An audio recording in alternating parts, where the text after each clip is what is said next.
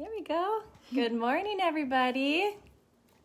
Lindsay Tevlin here and Brooklyn. She's going to be my helper. She's going to help be the camera lady for our foam rolling today. So we are going to be doing upper body foam rolling. And if you can see, we're not at the office today. We're at our house. So we are ready for Friday, ready for the nice day. We're going to go for a hike when we are done with our video. So, hi, Jessica. All right, so just a little refresher from last week's video for foam rolling. We do it every other day and then like in the same spot. So we did lower body last week. Today we're doing upper body. You can do it every day if you wanted to do like lower, upper, lower, etc. Hi, Megan. All right, so we like the black foam roller. Okay, I'll show you that one. That is this guy right here. And I just like the black ones because the density is just perfect, I feel like. Some of the white ones and green ones, the density is just a little too soft. There's bigger ones with like lumps and bumps on them, and that's fine too. You can get those. One thing I forgot to say last week is that you should not foam roll your legs if you have some varicose veins. So important not to do that, okay? Drink lots of water when you're done because we're flushing out lots of lactic acid. So that'll help get that out of your system. So I'm going to flip this around and we'll start foam rolling the upper body. And so this is going to be suboccipitals, which is are the muscles on the back of your head that cause headaches. We're going to do pecs and then rotator cuff. What else? And mid back. So yeah, we'll get started. So here's Brooklyn. We're gonna figure out how to flip this around. Maybe. Okay, I see it. Right there. Oh, Megan's asking, can kids foam roll? I would say maybe like middle school, high school. Yeah, not Brooklyn's age. We're gonna go over here, buddy. So you're gonna stand here. All right, let me know if you can see me, Brooklyn. I can see you. Okay, so first one we're gonna do is mid back. We did it with the lower body one last week, but it's a good one to start out with. So you just lay it like this. I'm not doing it on the carpet because I feel like a harder surface, you really get a good massage. All right, so mid back, just rolling all the way up to the top of the mid back. You just don't do your lower back. Holding your hair up, otherwise you will roll over it. Okay, so that's mid back. We did that one last week. The next one we're going to do is rotator cuff. So the rotator cuff muscles are actually back here, and they come around and insert right here. So a lot of people don't know that. And yeah, so here it goes. So you're going to kind of do the back of your armpit, basically. Thumbs up, point up to the ceiling, and then just little rolls back and forth. And for upper body, you want to do about 30 seconds per side. Always doing both sides, of course. Okay. Doesn't really matter what you do with your legs, just as long as you can like lift your hips up to kind of push yourself back and forth.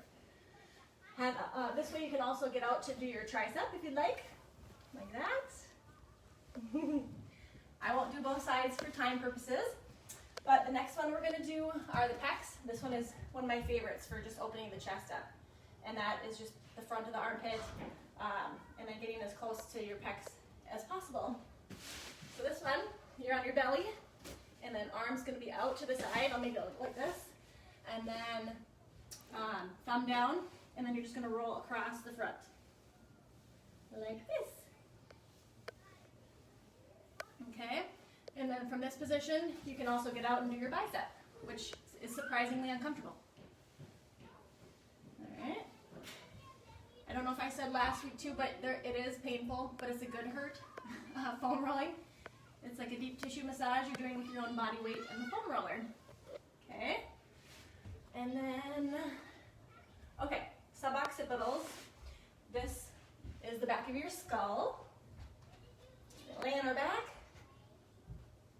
And then there's one on each side of your skull. So we're going to do right side and then left side.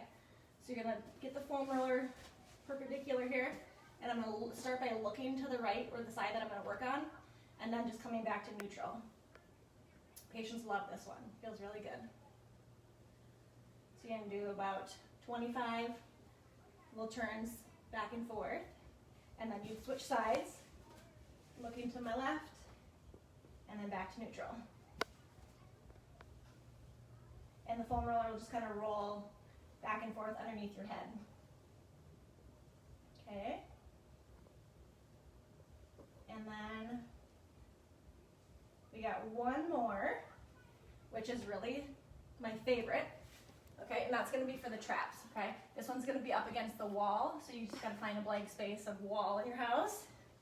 A glass mirror works good too, so if you have like a workout room, the mirror helps so it doesn't slide up the wall. This is the hardest one for patients to grasp. It tends to want to shoot up the wall, and I'll show you here in a second, so come on over. Want me to maybe stand right here, buddy? Mm-hmm. Hopefully my house isn't too messy in the background. Come here, come closer. All right, so we got our foam roller up against the wall. I'm putting it lower than my shoulder height, okay? So like this, my legs are coming out from the wall. All right, and then I'm leaning in and then just rolling up and down, okay?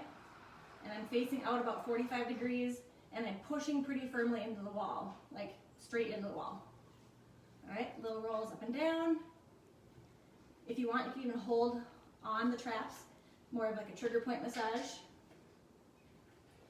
Okay, if you're doing it wrong, what happens is it just wants to like keep sliding like this, okay? So just practice and play with it. I've done it thousands of times, so I make it look easy. Okay, and then you would switch sides, and that's upper body foam rolling. So spend a good 10 minutes a few times a week on the upper body, and you'll be feeling great. So I hope everybody has an awesome weekend and get outside and enjoy some of the nice weather, and we'll talk to you soon. Have a good afternoon. And yeah.